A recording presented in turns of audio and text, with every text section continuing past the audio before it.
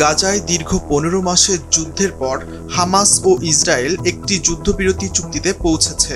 কয়েকটি পর্যায়ে এই চুক্তিটি বাস্তবায়ন হয়। প্রথম পর্যায়ে ৬ সপ্তাহের একটি যুদ্ধবিরতি কার্যকর থেকেছে। এই সময়ে হামাস ৩৩ জন জিম্মিকে মুক্তি দিয়েছে। প্রতিজন ইসরায়েলি জিম্মিকে মুক্তি দেওয়ার বিনিময়ে ইসরায়েল বেশ কয়েকজন ফিলিস্তিনি বন্দীকে মুক্তি দেবে। ২০২৩ সালের ৭ অক্টোবর ইসরায়েলে হামাসের হামলায় ১২০০ ইসরায়েলি নিহত হয়। জিম্মি করে গাজায় নিয়ে যায় ২৫১ ইসরায়েলিকে।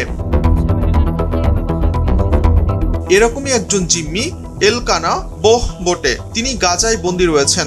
ফিলিস্তিনি স্বাধীনতাকামী সংগঠন হামাস এলকানা বহবোটের তৃতীয় ভিডিও প্রকাশ করেছে। এতে তাকে একটি মক টেলিফোন কলে নিজের পরিবারের উদ্দেশ্যে কথা বলতে এবং সে তাদের কাছে ফিরে যাওয়ার স্বপ্ন দেখে বলতে শোনা গেছে। ২০ এপ্রিল টাইমস অফ ইসরায়েলের বরাতে এক প্রতিবেদনে এ তথ্য জানিয়েছে কাতার ভিত্তিক সংবাদ মাধ্যম আল জাজিরা।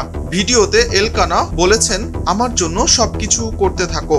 তিনি বলেন, তিনি রাষ্ট্রের কাছে আবেদন করেছেন, সরকারের কাছেও আবেদন করেছেন, সকলের কাছে আবেদন করেছেন।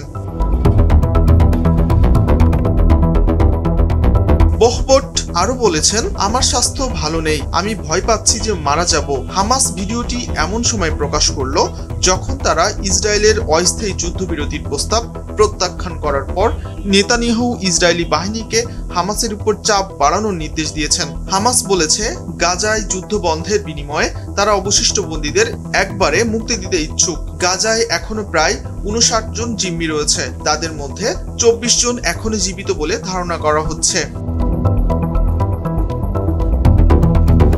২০২৩ সালে ইসরায়েলে হামাসের চালানো হামলার দিন থেকেই গাজায় অভিযান শুরু করে ইসরায়েলি সেনাবাহিনী।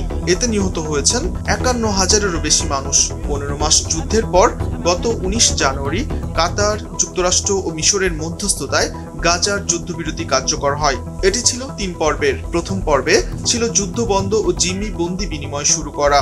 দ্বিতীয় পর্বে ছিল জিম্মি বন্দি বিনিময়ের কাজ শেষ করা এবং গাজা থেকে ইসরায়েলি সেনাদের সম্পূর্ণ প্রত্যাহার। তৃতীয় পর্বে ছিল যুদ্ধবিধ্বস্ত গাজাকে পুনর্গঠন।